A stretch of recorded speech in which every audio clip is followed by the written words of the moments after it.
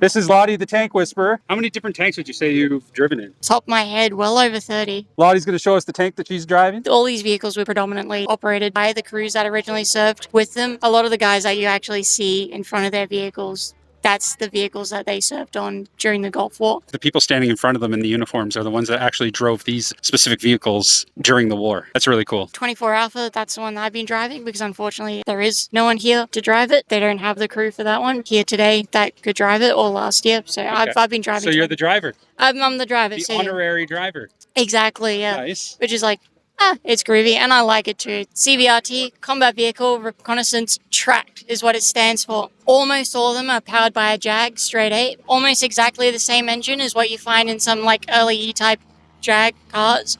But these are what you call a castle block.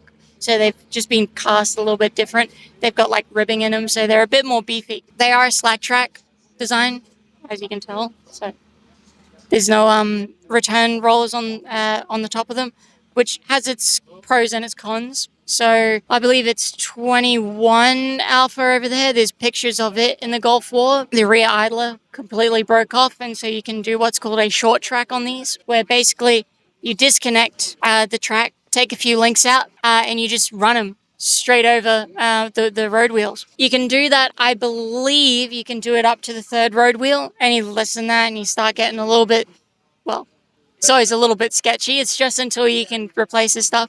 But there's fantastic, I'm sure it's on the internet, but go have a look at 21 Alpha, which is the vehicle 2 over. It's one of the Scorpions. There is one exception to the petrol engine, and that is there's a Scimitar over there, and that's got a Cummins diesel in it. So how fast will this bad boy booty? Oh, by the book, I don't know if you do miles or whatever. I'll do kilometers an hour. Sure. I've had one up to be a little bit naughty, but I've had one go up to about 80 kilometers an hour. Not these ones. We've got one back at home, and we took it onto a clay track, like a proper like speedway. And yeah, we were going flat out. So the tacho wasn't really working, but I've had one going significantly faster than you would expect. Than it's supposed to. Yeah. The thing is, these were the fastest tracked vehicles when they were built. And they still kind of technically are right up there. The problem is the gearing. So in a traditional, manual car, you put your foot on the clutch and you change it. These behave more like a motorcycle. So you change up the gears and you change down the gears. It's a sequential gearbox, and that's controlled by your foot, almost exactly like on a motorbike. So to go up a gear, you heel it in. So the pedal does that. So you heel it in to go up gears, and you toe it down to go down gears. Very cool. The gearing ratio is atrocious. So first gear, you'll see these things when they start up.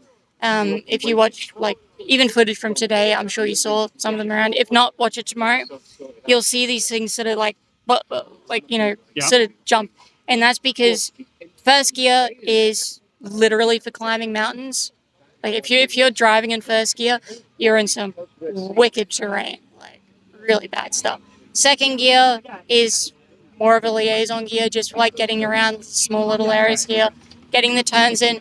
Third gear, you start getting a little bit of speed, but then you get to fourth gear. Now the gap between third and fourth is significant. Really? And it's kind of a pain when you are doing any sort of incline work. Pop it into third gear, you'll be screaming up these mountains. You'll hear the engine just going off, try and jump into fourth, and sometimes it's not enough. So yeah, I don't like them. The diesel gearbox is slightly different. So still all the same setup, but the gearing ratios are a little bit better to handle the more torquey diesel engine. I do prefer them. I do prefer the diesels. We've got a Spartan back home, and it's got a turbo diesel in it. And that thing is, theoretically, not as fast in the top ranges, but again, you're not driving these. You shouldn't be driving these as fast as they can go because they get very squirrely. The most common driver error on these is turning. Turning, okay. So because these operate through a steering differential, and because it's geared very much like Centurions and Chieftains, T-72s off the top of my head, you need to be in the gear for the corner that you are approaching. So if you want to make a right-hand turn right here, just bang it straight across, 90-degree angle turn, you need to be in like second gear. So you're downshifting like a... Exactly, yeah. Going around the track out there, if you do fifth gear, let's say, for instance, you try and do fifth gear and you reef on that, tiller as hard as you can go, you're probably not going to make it. And this is the biggest problem in the UK where they come from, because you'd have all these brand new drivers and they'd be roaring down the street, and then, there'd be a, sharp turn, and the drivers are like, oh yeah, I can do that, I got this. No I got problem. this. Doesn't matter. You're fighting a gearbox. You are never going to make that turn. Awesome with the maneuverability if you know what you're doing. Yeah. So there's a whole family of these, and they all start with S. These are the Scorpions. You can tell because they've got the stubby gun on them. These were the most numerous, especially in the Gulf War. Scimitar has got the skinny gun over there. Okay. Scimitar has it's more of like an autocannon, so quick firing, but it's like a 3-shell burst, right? Kind of, yeah, but it's only used as a support vehicle for the others. These are designed to engage, potentially with armor, hence the big meaty gun. It's a 76, isn't it? Yeah, you're not going to do like significant damage, to a tank. But they will notice you. They will notice you. But anything short of, a tank, you are going to do some significant damage to it. Right.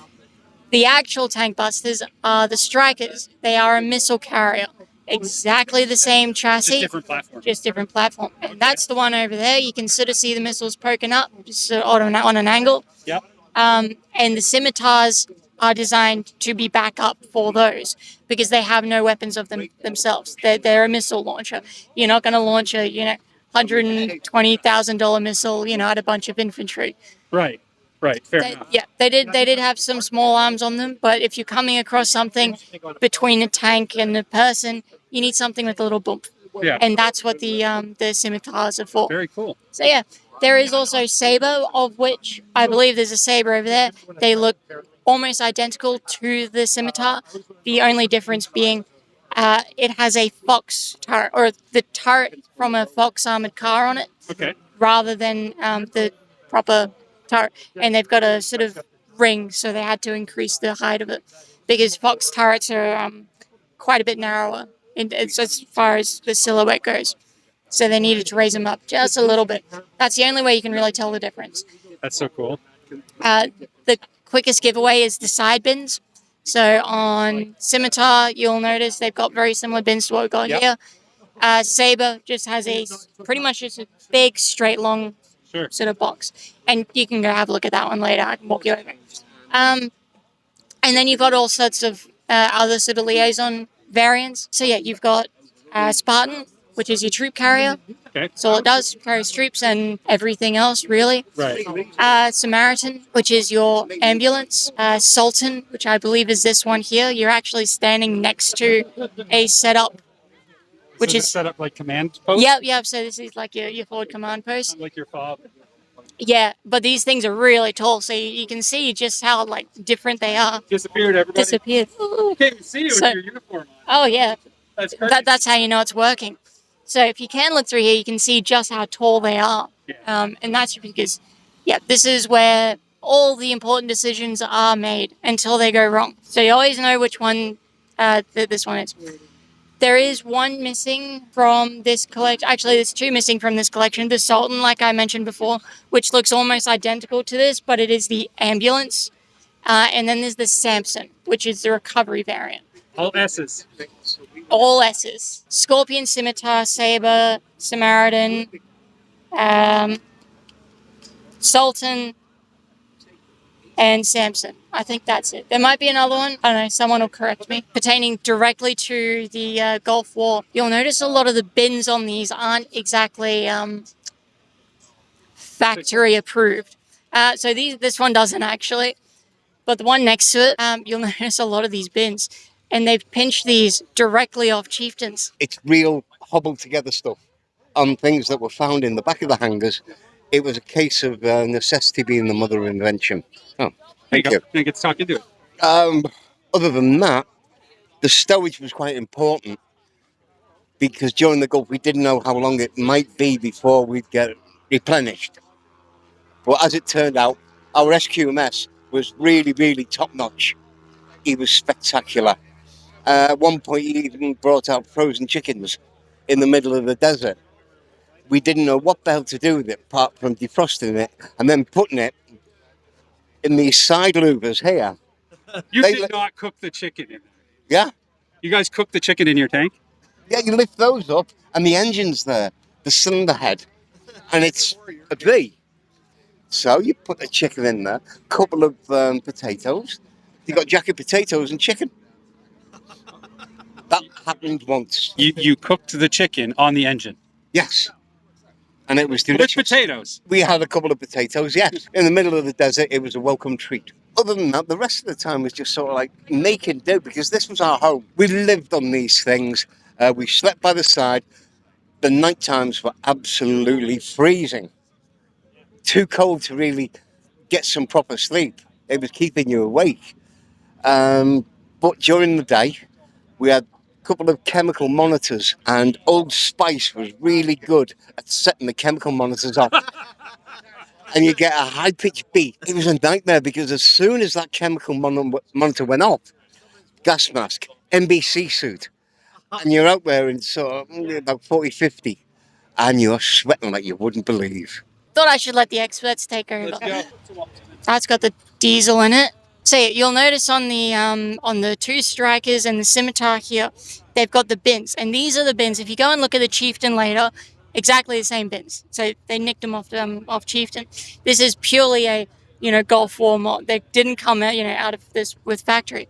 You'll notice though, the Scorpions don't. So there's no bin on the front. There's a really good reason for that. They tried it, and it's really fine and dandy when you've got your long gun, which goes sort of over the bin. Now these things, did you watch the show this morning? Yeah. They thump, and they get worse when they're actually shooting proper stuff. They set one up on the front and they shot the gun, and the shockwave just annihilated it. Oh, no way. Yeah, just the shockwave just destroyed the entire bin. And so that from that day onwards, they took them all off. So no more bins on the front of Scorpions. I love all these groovy little stories. And for those of you at home who are watching this, who want to come to an Aquino in the future, do it. Come and talk to these guys. Like there's a guy here. He was the unfortunate recipient of a blue on blue. So he was driving, it was either a Spartan or a Striker, and an Abrams shot him. Ooh, that didn't go well. No fatalities. That vehicle is no longer with us, as you can imagine. Yes. One of these just taking the hit. The good thing about these, though, is the entire driveline is in the front. So the gearbox is directly under those hatches on the front, and the engine is just directly right of the driver.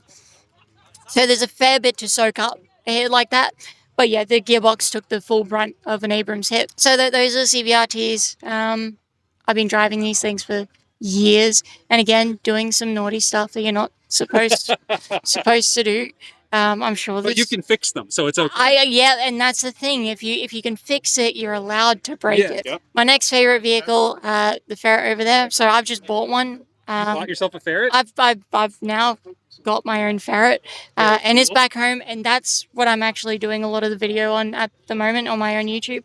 So you can have a look at that when you come over to my YouTube channel. I would love to. So on my personal YouTube, I've got a Ferret in the works, a Bren gun in the works. We just did a sea mine, so you can watch that quick little restoration doohickey. That was a really fun, interesting job. We've got a number of trucks coming in.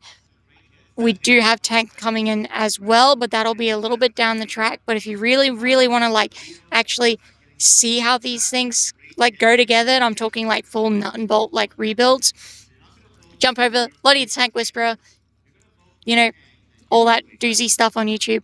The more you watch, the more I put out. So right now I'm trying to get one video out a week. We'll see how it goes in the future. I've been thoroughly enjoying making videos. I'll leave it there. So yeah,